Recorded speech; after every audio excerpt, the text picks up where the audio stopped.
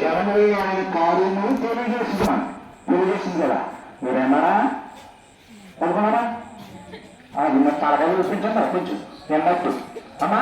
అది విన్నారు కదా, ఆయన జనములలో ఆయన కార్యమును తెలియజేయదు, ఆయన గూర్చి పాడుడి, ఆయనను కీర్తించింది, ఆయన ఆశ్చర్య కార్యములన్నిటిని గూర్చి సంభాషణ చేయుడి.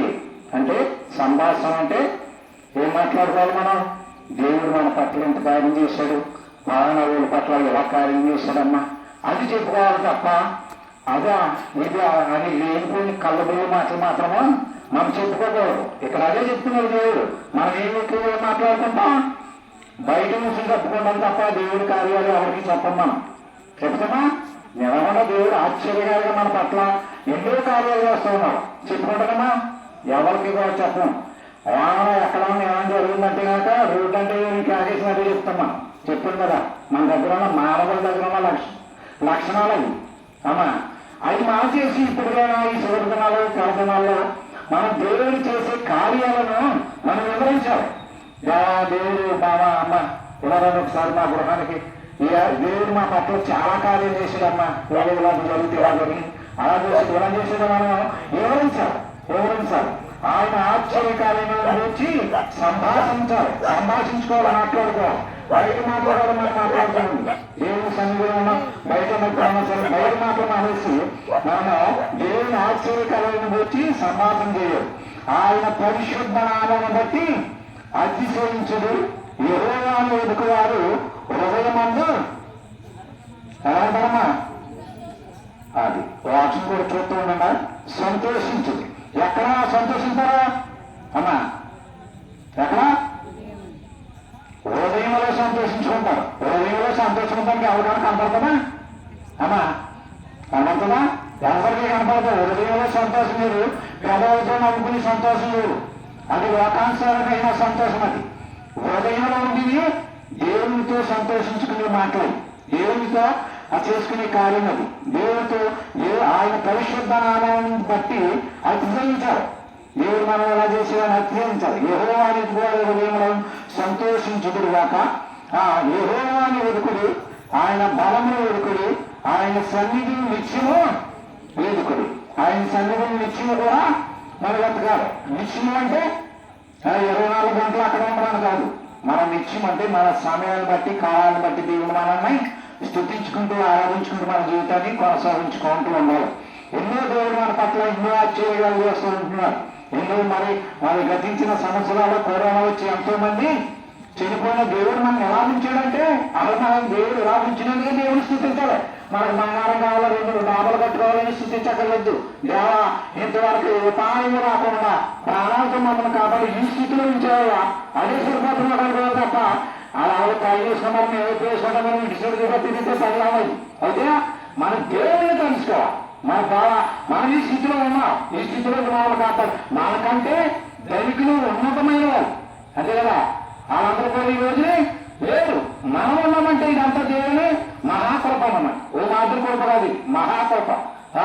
అది కోర్టులో ఇలా కరోనా వచ్చేస్తే అలా అమ్మవారిని ఇద్దరు కూడా కోర్టులో ఉన్నారంట. ఆ తమ్ముడు కరోనా వచ్చిందని మళ్ళీ 2 సూట్ కేసులు డబ్బు ఎట్టుకెళ్ళి డాక్టర్ ఇచ్చాడంట. 2 సూట్ కేసులు డబ్బు కావాలంటే ఇంకా ఇస్తాం, నా తమ్ముడిని బ్రతికించాలన్నాడు.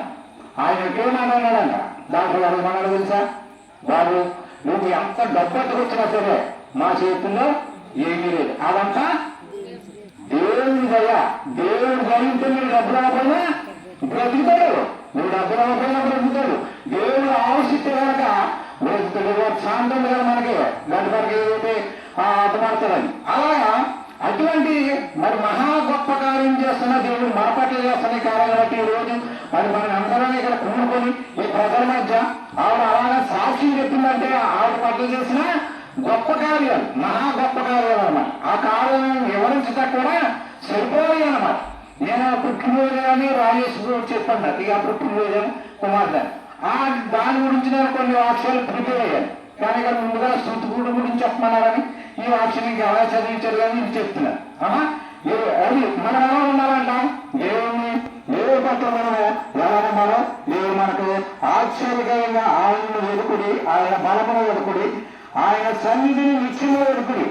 యెహోవా ఆయన దోషులైన అబ్రహాము వంశస్థులారా, ఆయన ఏర్పరచుకున్న యాకోబు వంశస్థులారా, ఆయన చేసిన ఆశ్చర్య కార్యములను జ్ఞాపకము చేసుకునుడు.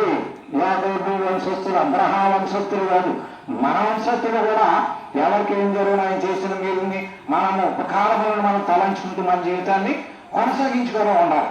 మరి దేవుడు మనకిచ్చిన ఈ సమయంలో మరి సినిమాక్షను దేవుడు దీవించిన గాక.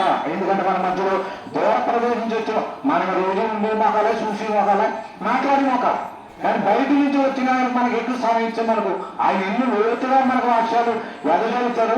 ఆ విత్తనాలు మన మరి ఎదజల్లిన విత్తనాలు మా హృదయంలో ఫలించుకునే మనం దాచుకుందాం. మరి చెప్పండి ఈ వాక్యాలు మరి నీ వినికిలో దేవుడి వినికిలో దేవుడించిన గాక. ఆమె చిన్న ప్రార్థన చేసి మహాపరిశుద్ధుడుగా నీ స్తోత్రం. నువ్వు రాజేష్ పట్ల నువ్వు తన భార్య బిడ్డల పట్ల చేసిన గొప్ప కార్యాన్ని బట్టి నీ స్తోత్రం. ఇదిగో ప్రభావ నీకు భక్తులు చెప్పిన రీతిగా మంచిగా నా ప్రభావ ఇదిగో జనంలో నీ కార్యములను ప్రభావ చేయమన్నా. అలా నీ కుమార్తె జనం సంఘాన్ని పెట్టిన అందరినీ పిలిపించుకుని ఈరోజు మహాంగా ఆశ్చర్యకరంగా నీ బిడ్డల పట్ల నువ్వు చేసిన కార్యం వివరించింది. దాన్ని బట్టి కూడా నీ స్తోత్రాలు. తనకి ఇచ్చిన ప్రభుత్వ ప్రభా రాజేష్కి ఇచ్చిన భార్య అని బిడ్డలని ఆయన చేసుకుంటున్న పని బట్టి అన్నిటికీ మీరు తోడు ఉండి నీ పరిశుద్ధ ఆత్మతో నడిపించుకుని సహాయం చేయమని మరి చిన్న ప్రార్థన నీకు సమర్పించి వేడుకుంటూ ఉన్నాను నా పరమ తండ్రి. ఆమేన్. మంచిదని చక్కని మాటలు చెప్పిన సేవకులకి వందనాలు తెలియజేస్తున్నాం. ఆ 5 వచనాల్లోనూ 7 రీతిలైన మాటలు ఉన్నాయి. మంచిది. మనం